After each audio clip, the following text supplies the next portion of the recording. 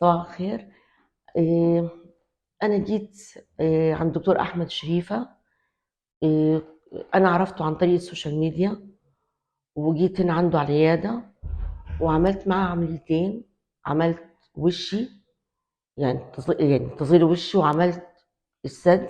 السد عملت تصغير وشد.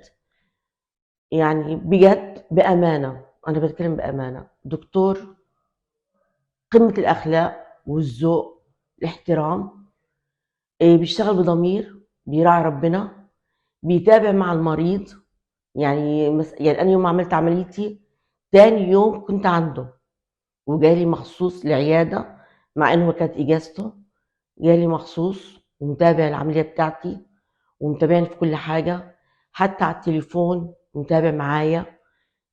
دكتور الصراحه بامانه فوق الوصف. مش عشان يعني انا ما بعملش دعايه، بس دي كلمه قليله على الدكتور احمد شريفه. حاجه، ومعاه ستاف بنات قمة الأدب والذوق والاحترام. بجد بنات زي العسل.